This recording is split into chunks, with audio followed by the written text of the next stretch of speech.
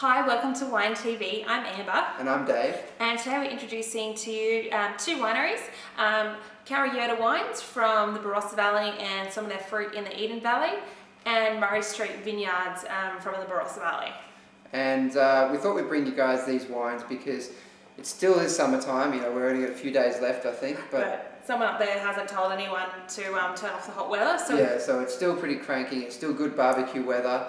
So we wanted to bring you some good summer white wine to try drinking. Maybe something a little bit different that you haven't had before. So the first winery we're going to do is Karra Yerta Wines. And they are, this particular one is Riesling, and it's Eden Valley fruit. It's a bit of an aged Riesling, 2007 this one. Yeah, so 2007.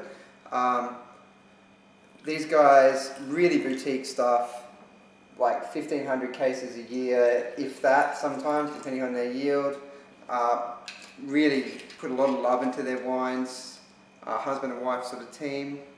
So it's a great wine, and yeah, it's definitely a really good example of what a Riesling should be. Yeah, Eden Valley Riesling. And you know, Riesling's one of those things, I don't know, I really quite like Riesling, and I think it's a variety that's not quite embraced enough, I think, in Australia, and it's particularly dry Riesling. And some people kind of think Riesling can be a bit sweet, and yeah. it really isn't. Riesling's not sweet. A lot of people who like Sauv Blanc, it might take you a while to get your head around a Riesling. A Riesling is generally a bit more sort of, I guess, of an advanced white wine drinker's wine, because it's kind of got this sort of minerality to it, which kind of some people call as kerosene. Yeah, there's a bit of a steel characteristic to it that some people don't like or do like, but it actually gives it a lot of character to the wine, and it's an acquired taste, just like you don't always like coffee from a kid, you kind of grow to like coffee. It's like as you learn to drink wine, you really start to appreciate how amazing a really good Riesling can be, especially an aged Riesling. And particularly Riesling does age quite well and quite nice, and you can see even this has got plenty of time left on it because it still looks quite young. It's not too yellow. It's, you know, it's still quite fresh, and it smells zesty and vibrant. Because it's actually quite good. It's very kerosene-y, but still quite zesty at the same time.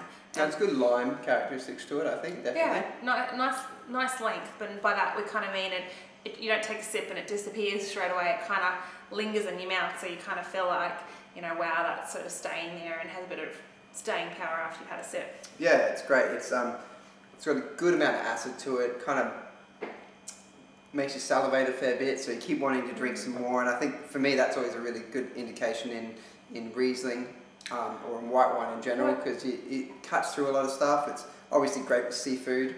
Yeah, I was going to say, what would you drink it with? I think you could probably have it with other things other than. Oh, definitely. I think seafood, maybe a bit of Thai. Bit of Thai food, Riesling and Thai food.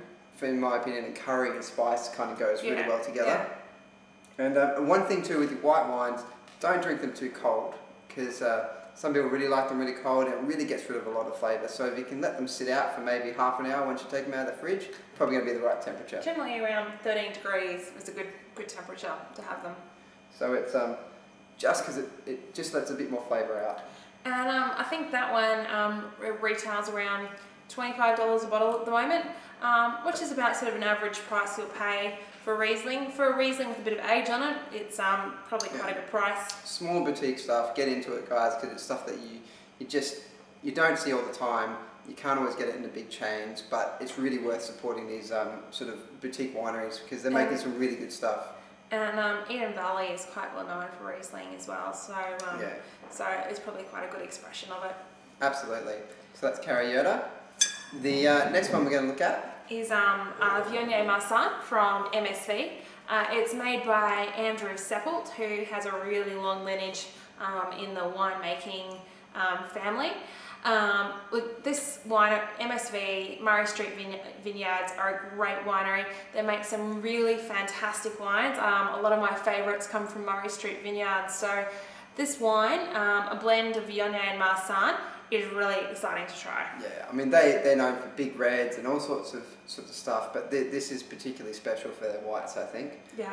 And it's Viognier Marsanne, as Amber said, and you may have heard Viognier before, but Marsanne is also it's a Rhone Valley variety. variety from France, and particularly Rhone Valley stuff in the Barossa seems to grow quite well down there.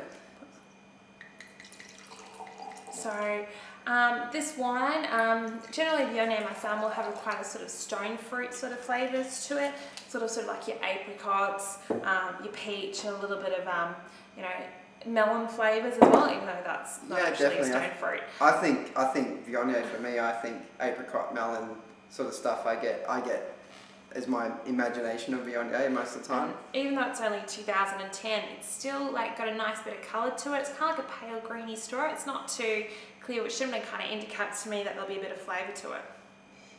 There's a little bit of yum. You get real apricot straight away, I think, on there. Apricot, nectarines. Just melon and sort of stone fruit zestiness. It's exciting to smell.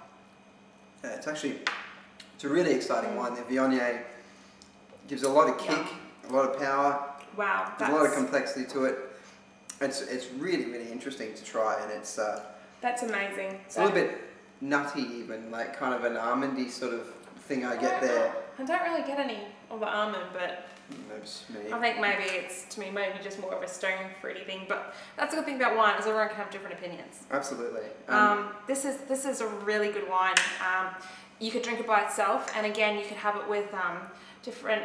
I almost could have it with like pasta, even though I wouldn't normally say Viognier Marsanne with pasta. I can imagine it with like pasta with some lemon and some like really nice fresh herbs and some olive oil over the top. Well, Viognier seems to have that little bit more heavy character, so you know, not as heavy as Chardonnay, but it's got a bit more oomph to it, a bit more body to it, so you can kick it up a bit with some richer wine, even some slightly tomatoey sort of stuff could kind of work well with the wine. So, you know, really interesting stuff. Silky texture as well, and that one too, also priced at the $25 mark. Really good value for money, and it is really a lovely wine. So definitely recommend you guys jumping online, grabbing some of this stuff. It's really good. So we've got the two wines there. We had the Karra Yerta Eden Valley Riesling, which was hand-picked and dry grown, so no water added, so you're just getting pure grape intensity. We have the Viognier Marsanne from Murray Street Vineyards. So two amazing wines, both really good prices. Absolutely. So we're going to continue drinking these now that we've opened them. So and cheers, guys.